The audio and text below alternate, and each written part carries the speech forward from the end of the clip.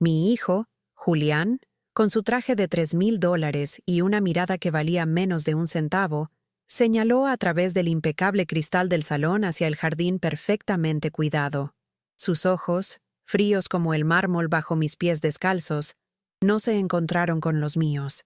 Se fijaron en un punto específico, un pequeño refugio de caoba y tejas en miniatura que mi difunto esposo había mandado construir para nuestro difunto Golden Retriever, Atlas. La caseta del perro, más lujosa que mi primer apartamento, brillaba bajo el sol de California.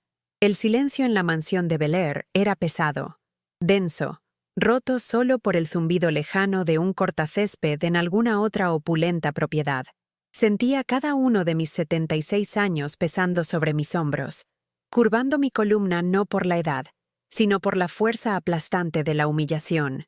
Las cajas de cartón con los fragmentos de mi vida, fotografías amarillentas, un par de libros de bolsillo, el cardigan descolorido que usaba, estaban apiladas cerca de la puerta como basura esperando a ser recogida. Julián finalmente se volvió hacia mí, una sonrisa fina y cruel jugando en sus labios. «Papá siempre dijo que aquí es donde pertenecías», dijo, su voz desprovista de toda emoción, como si estuviera cerrando un negocio. «Para mí, es solo una caseta de perro, pero para ti, quizás sea una mejora». La brutalidad de esas palabras me golpeó con la fuerza de un golpe físico, robándome el aliento. Las lágrimas ardían en mis ojos, pero me negué a dejarlas caer. No le daría esa satisfacción.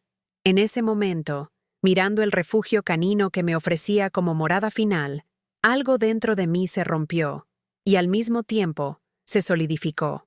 La mujer frágil que vivió a la sombra de un marido autoritario, y que se anuló por un hijo ingrato, comenzó a desaparecer, reemplazada por una claridad fría y cortante.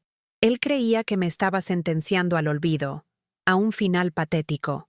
Poco sabía él que, al empujarme al punto más bajo de mi existencia, me estaba, de hecho, dando lo único que nunca tuve, la libertad de no deberle nada a nadie.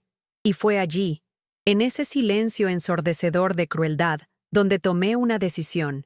Mi futuro no sería definido por esa caseta de perro, sino por el palacio de dignidad que construiría con las piedras que él me estaba arrojando. Si amas a Jesús y crees que esta historia nos enseñará algo, suscríbete para no perderte los próximos episodios de Historias de Sanación y Sabiduría. Tu suscripción es un acto de fe en tu propia transformación. Te pido que te unas a nuestra comunidad de almas que han pasado por algo similar. Las 24 horas que mi hijo me dio se evaporaron como rocío bajo el despiadado sol de Los Ángeles. La transición de la mansión de Bel Air al refugio público St. Jude, en el corazón olvidado de Boyle Heights, fue un borrón de formularios, preguntas humillantes y el olor penetrante a desinfectante mezclado con sopa de repollo. Mi nuevo hogar era una habitación que compartía con otras 3 mujeres, cada una con un océano de pérdidas en su mirada. Mi cama, con su colchón delgado que me permitía sentir la estructura de metal por debajo, tenía vistas a una pared de ladrillos pintados con grafitis. El lujo ahora era una sola almohada y una manta áspera que olía a naftalina. Los primeros días, fui un fantasma. Me sentaba en la silla de vinilo agrietado de la sala común, observando el flujo y reflujo de la vida a mi alrededor. El sonido constante de un viejo televisor, siempre sintonizado en un programa de concursos estridente, formaba la banda sonora de nuestra invisibilidad. Ya nadie allí era la esposa de, la madre de, o la dueña de.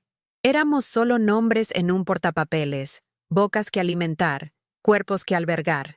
Me movía por los pasillos de linóleo desgastado con un silencio que me era familiar, pero que ahora tenía un peso diferente.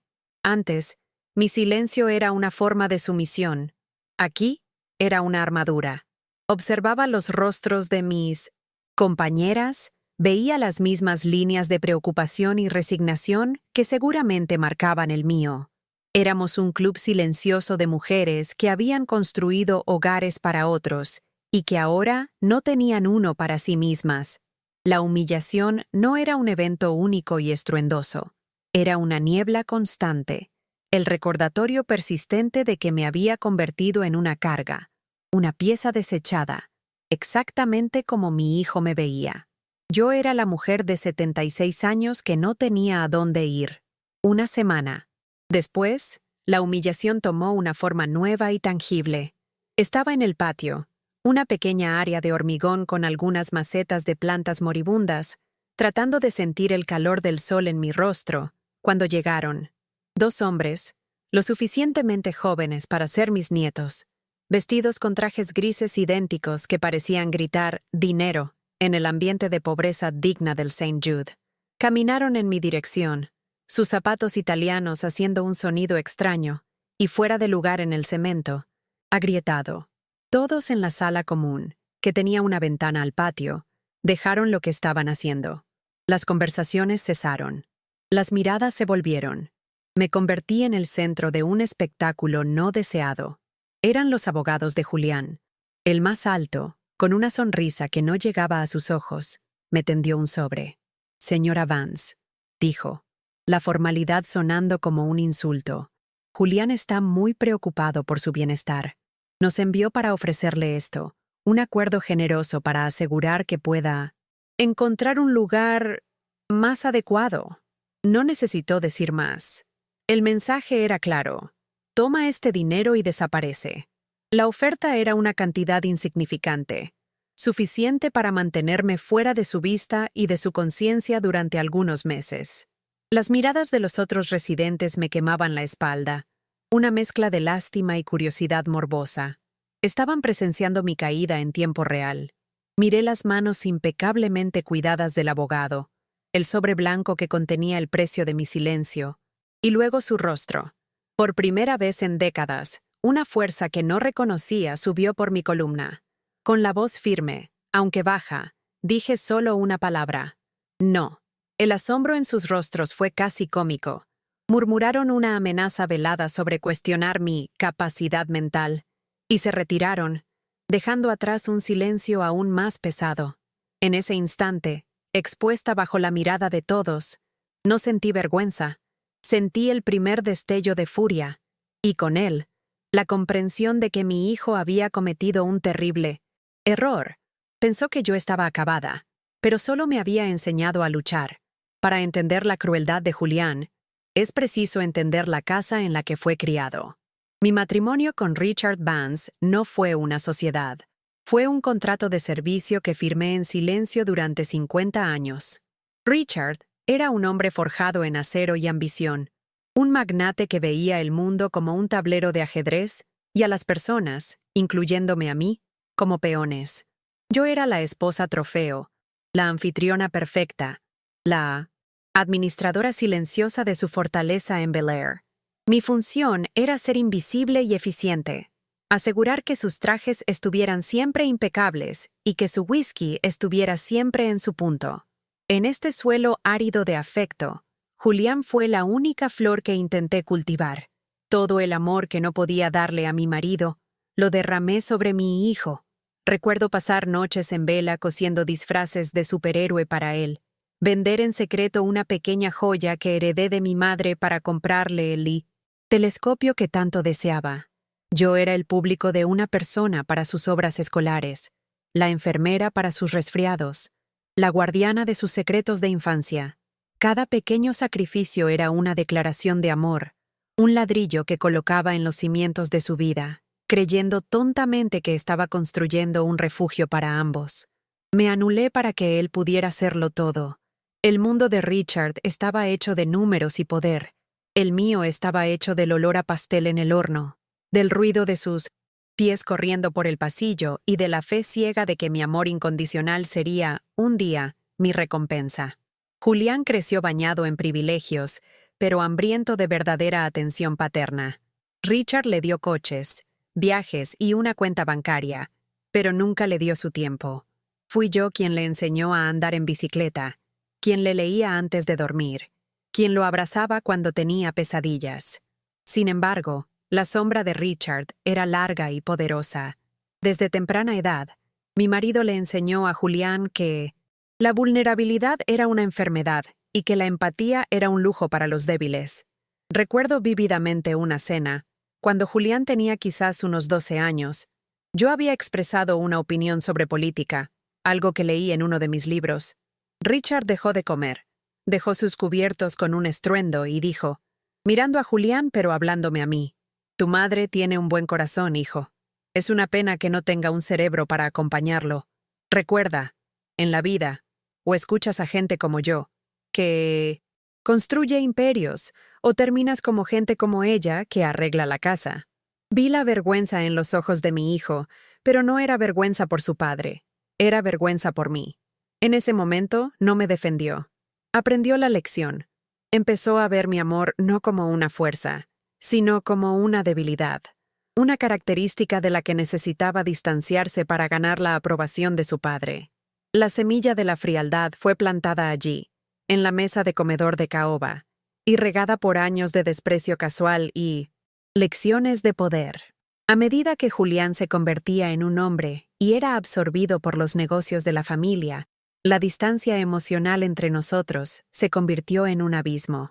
Se convirtió en una copia al carbón de su padre, pero sin la pizca de respeto a regañadientes que Richard a veces me demostraba.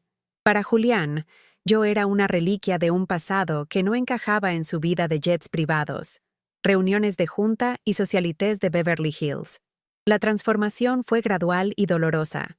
Empezó con pequeñas críticas. «Madre, ese vestido te hace parecer una campesina», decía cuando intentaba arreglarme para una de sus raras cenas en casa. Después, evolucionó a una exclusión deliberada. Me pedía que cenara en mi habitación cuando traía invitados importantes, alegando que los asuntos eran demasiado complejos para que yo los entendiera. La verdad es que se avergonzaba de mí. Se avergonzaba de mi sencillez, de mis manos que nunca fueron hechas para sostener copas de champán, sino para cuidar de sus fiebres. Cada gesto de exclusión era como un pequeño corte, y a lo largo de los años, sangré en silencio, convenciéndome a mí misma de que era una fase, que el niño amoroso que crié todavía estaba allí, en algún lugar bajo las capas de arrogancia y trajes caros. La soledad se convirtió en mi compañera constante, incluso viviendo en una mansión con más de 20 habitaciones. Cuando Richard murió de un ataque cardíaco fulminante, una parte de mí pensó que quizás, solo quizás, la ausencia de esa fuerza dominadora podría reaproximar a Julián a mí. Estaba redondamente equivocada. Para mi hijo, la muerte de su padre no fue una pérdida, fue un ascenso. No me ofreció un hombro para llorar, me ofreció papeles para firmar.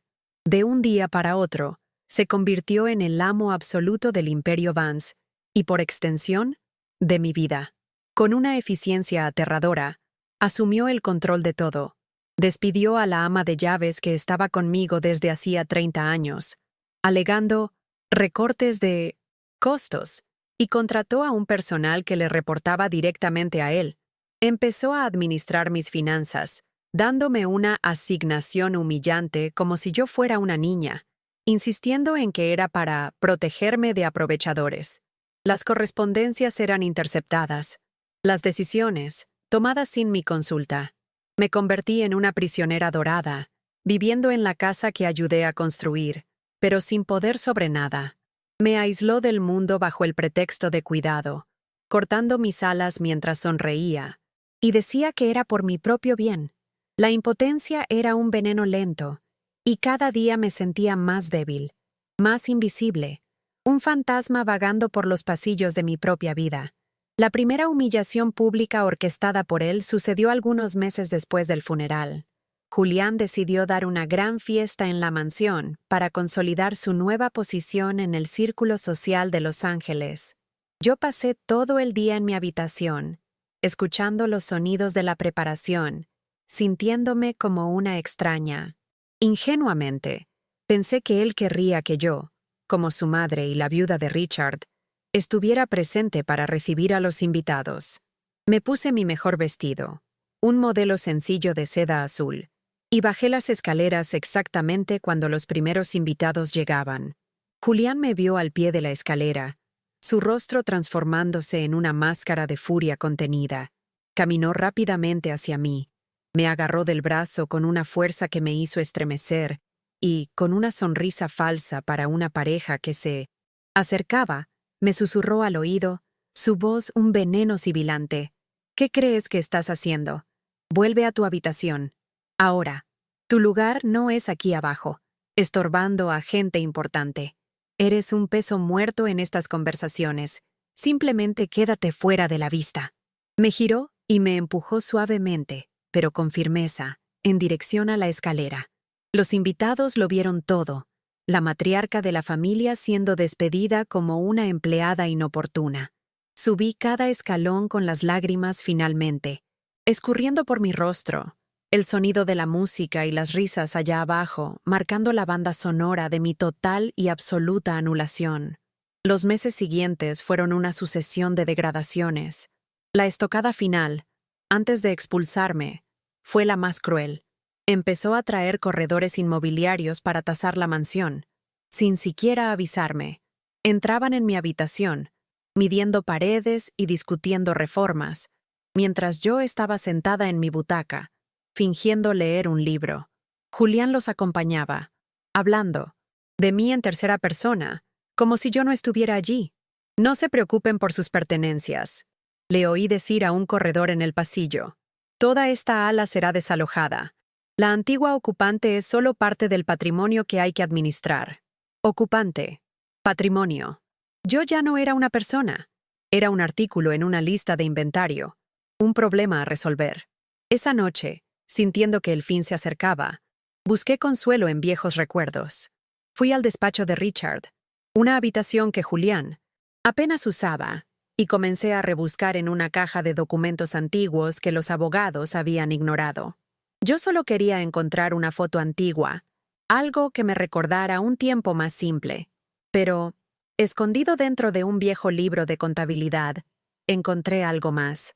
Un sobre grueso y amarillento, sellado con cera, con mi nombre escrito en la caligrafía fuerte y angular de mi difunto esposo. Mis manos temblaban al sostener el sobre. No sabía qué esperar. Quizás una última palabra de desprecio. Pero en ese sobre, sellado hacía más de una década, estaba una verdad que mi hijo se había esforzado tanto en enterrar. Una verdad que cambiaría absolutamente todo. Con dedos temblorosos, rompí el sello de cera que mi marido había presionado hacía más de una década. El papel dentro del sobre era grueso, caro, y la caligrafía de Richard, una serie de picos y valles agresivos, era inconfundible. Había 2 documentos. El primero era una carta personal. Las palabras no eran de amor. Richard era incapaz de eso, pero contenían una especie de reconocimiento brutalmente honesto que nunca me concedió en vida. Él escribió que sabía que Julián tenía la codicia de un tiburón y la lealtad de una serpiente, y que, sin su mano de hierro para controlarlo, mi hijo probablemente me consumiría. Por eso, había actuado. El segundo documento era la prueba legal de esa acción, la escritura de un fondo fiduciario irrevocable, establecido a mi nombre, totalmente separado del patrimonio principal de la familia Vance. Era una fortuna sustancial, una pensión vitalicia millonaria, diseñada para ser intocable por cualquier persona, especialmente por Julián. Y había más.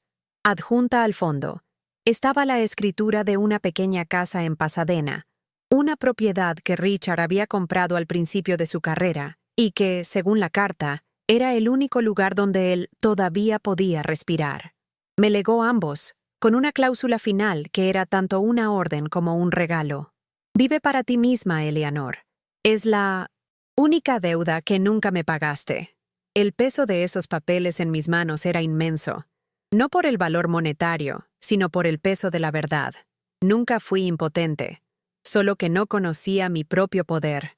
Pasé esa noche en vela en mi estrecha cama del refugio, el brillo de la luna iluminando los documentos esparcidos sobre la manta áspera. No sentí una explosión de alegría, sino un profundo y sísmico realineamiento de mi alma. Era como si la mujer que fui durante 76 años, la esposa, sumisa, la madre abnegada, la víctima silenciosa, se hubiera desintegrado en polvo, y de las cenizas, una nueva Eleanor estaba emergiendo, vacilante, pero erguida. Cada humillación, cada palabra cruel de Julián, cada acto de anulación que sufrí, pasó ante mis ojos, pero ahora ya no me herían. Eran solo hechos de una vida pasada, la historia de otra persona. La revelación de mi marido no era solo sobre dinero o una casa, era un permiso póstumo para existir. La dignidad silenciosa que venía cultivando en el refugio, la pequeña semilla de autorrespeto que brotó cuando rechacé el dinero de los abogados de Julián, ahora florecía en un árbol de resolución inquebrantable. El miedo, que había sido mi compañero constante durante toda la vida, simplemente se evaporó. En su lugar, había una calma fría y una claridad absoluta sobre lo que tenía que hacer. No se trataba de venganza. La venganza era una emoción pequeña, un juego que Julián jugaría. El mío sería un acto de creación, de justicia y de renacimiento. No iba a destruir su mundo, iba a construir el mío. El catalizador de mi acción llegó 3 días después, en forma de lágrimas. Encontré a María, la directora del St. Jude, llorando en su pequeña oficina. Me contó, con la voz embargada, que el refugio había perdido a su principal patrocinador y que habían recibido una orden de desalojo. En 30 días, las puertas se cerrarían y todos los residentes, mis nuevos amigos, mi nueva familia del alma, estarían en la calle. La desesperación en su rostro era un espejo de la que sentí cuando Julián me señaló la caseta del perro. Esa misma tarde, vi un cartel en el tablón de anuncios de la comunidad. Anunciaba un evento de recaudación de fondos de última hora para salvar el St. Jude. Y allí, en letras grandes, estampado sobre una foto sonriente, estaba el nombre del invitado de honor y principal donante de la noche, Julián Vance. La ironía era tan cruel, tan grotesca, que casi me reí. Mi hijo, el hombre que me dejó sin hogar, estaba usando la inminente falta de vivienda de docenas de ancianos para pulir su imagen pública de filántropo. Fue en ese momento que mi plan se solidificó. Hablé con algunos de los otros residentes, les conté una versión resumida de mi historia. Vi en sus ojos no lástima, sino una chispa de lucha. Me dieron la fuerza que necesitaba.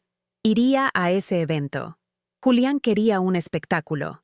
Le daría uno que jamás olvidaría. El evento fue exactamente como lo imaginé.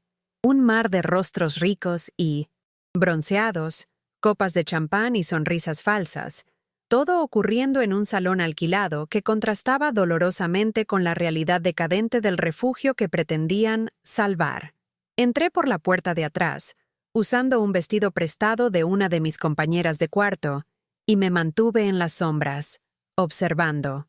Julián subió al escenario, impecable como siempre, y comenzó a hablar con una sinceridad ensayada sobre la importancia de cuidar de nuestros mayores, de honrar a la generación que construyó nuestra ciudad.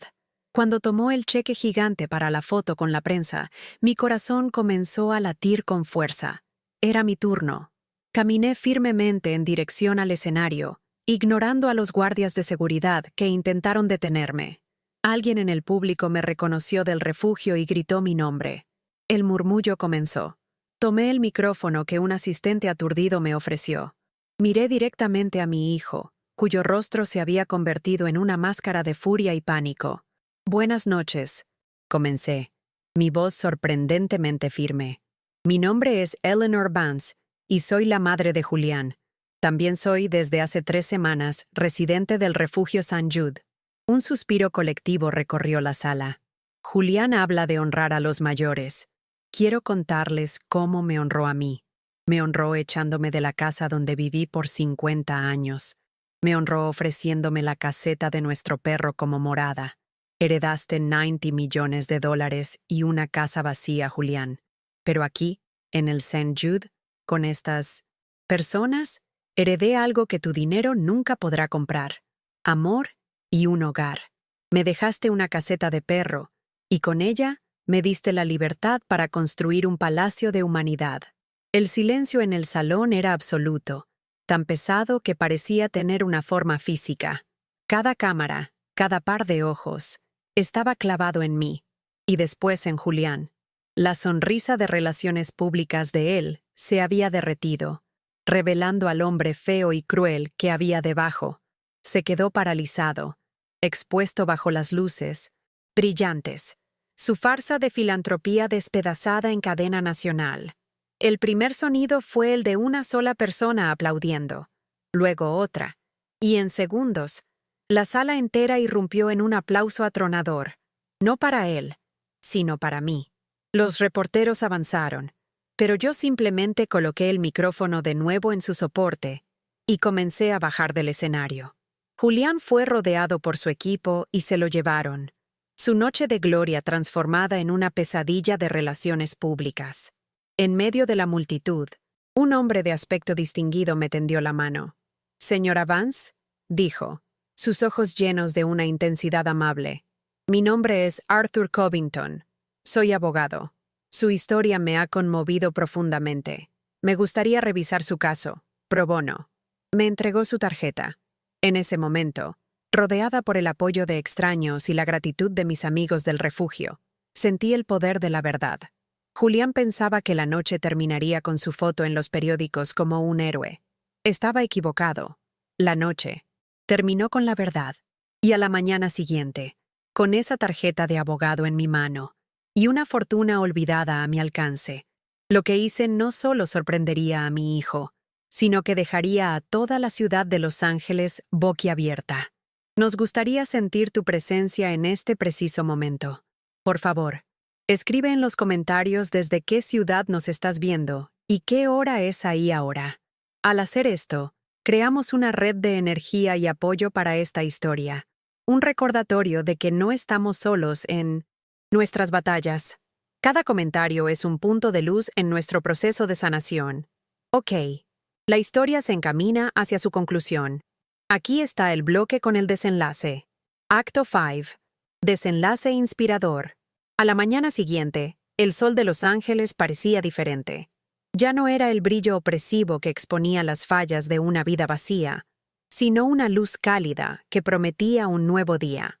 Acompañada por el señor Covington, que se negó a apartarse de mi lado, la primera llamada que hice no fue a la prensa ni para confrontar a mi hijo. Fue al banco suizo que mi difunto esposo había mencionado en la carta. La voz al otro lado de la línea fue inicialmente escéptica, pero a medida que el señor Covington proporcionaba los códigos y las contraseñas del documento, el tono cambió de la duda a un respeto casi reverencial. En menos de una hora, yo, Eleanor Vance, la mujer que hacía pocos días contaba monedas para comprar un café en la máquina del refugio, fui oficialmente verificada como la única propietaria de una fortuna que apenas podía concebir. El proceso fue silencioso, metódico e increíblemente empoderador. No hubo gritos de victoria, solo la satisfacción silenciosa y profunda de ver mi nombre impreso en documentos legales que me devolvían no solo mi riqueza, sino mi identidad. Simultáneamente, el señor Covington presentó la demanda contra Julián. No fue un acto de venganza, fue un acto de orden. Era como ordenar un cuarto terriblemente desordenado, poniendo las cosas de nuevo en su debido lugar. La justicia, estaba aprendiendo, no necesitaba ser ruidosa para ser eficaz. La tormenta mediática que se abatió sobre Julián fue inmediata e implacable. La historia de la abuela de la caseta del perro, como un tabloide me apodó, era irresistible. El video de mi discurso en la noche de gala se volvió viral, y la imagen de Julián, pálido y expuesto, fue reproducida infinitamente. Sus negocios comenzaron a sufrir, los socios se distanciaron, y el nombre Vance, antes sinónimo de poder, ahora estaba manchado por la vergüenza. Presionado por todos lados y con la perspectiva de un juicio que lo arruinaría de una vez, capituló. Sus abogados se pusieron en contacto con el señor Covington y acordaron un acuerdo multimillonario, pagando cada centavo de los atrasos del fondo fiduciario, más una cantidad sustancial por daños morales. Yo nunca más hablé con él. No lo necesité. Su castigo no fue la prisión ni la pobreza total, sino algo mucho peor para un hombre como él. La pérdida de estatus. Continuó en su fría mansión, un rey depuesto en un reino de uno, rodeado de riquezas que ahora servían solo para recordarle lo que había perdido. Cualquier vestigio de honor o humanidad. Su crueldad no lo llevó a la ruina teatral, sino a una vida de irrelevancia dorada, lo que, para él, era un infierno particular. Mi primer acto como mujer de recursos no fue buscar una nueva mansión para mí, fue salvar mi hogar. Programé una reunión con la corporación inmobiliaria que estaba a punto de desalojar a mis amigos. Entré en la sala de reuniones de vidrio y acero, no con la postura encorvada de una suplicante, sino con la tranquila autoridad de una inversora. Ellos esperaban una negociación, quizás un llamado emocional. En cambio, después de que presentaran sus planes para demoler el edificio y construir apartamentos de lujo, yo simplemente deslicé una propuesta de compra sobre la mesa de caoba pulida. Una oferta en efectivo, por encima del valor de mercado, para adquirir el edificio y el terreno, con efecto inmediato. El silencio en la sala fue ensordecedor. Los ejecutivos se miraron entre sí, sus rostros una mezcla de conmoción y admiración. Ese día, yo no compré solo un edificio, compré el futuro. Compré la seguridad para docenas de almas olvidadas. Salí de esa sala no como la SRA, Vance de Bel Air, sino como Eleanor, la protectora del St. Jude, y esa identidad era infinitamente más valiosa. La transacción se completó en una semana. El bolígrafo que usé para firmar los papeles parecía más poderoso que cualquier joya que hubiera usado. La transformación del refugio comenzó inmediatamente, y fue una obra de amor colectivo. Las paredes manchadas fueron pintadas en tonos cálidos de amarillo y verde. El linóleo agrietado fue reemplazado por un piso seguro y antideslizante. Camas nuevas, colchones cómodos y mantas suaves llegaron en camiones. Pero el mayor cambio ocurrió en el patio de hormigón. Contraté a un equipo de paisajistas, y juntos, nosotros, los residentes, transformamos ese espacio estéril en un jardín vibrante. Plantamos rosales, lavanda, girasoles y un pequeño huerto con tomates y hierbas. Cada residente tenía su propio cantero que cuidar. El nombre St. Jude fue retirado de la fachada. En su lugar, se erigió un letrero de madera tallada con las palabras Hogar Recomezo. El nombre fue elegido en una votación entre todos nosotros. Ya no era un lugar de finales, sino de nuevos comienzos. Yo no era una benefactora distante. Trabajaba junto a ellos todos los días, con las manos en la tierra, sintiendo la vida pulsar bajo mis uñas. La mansión en Bel Air era un museo de lujo muerto.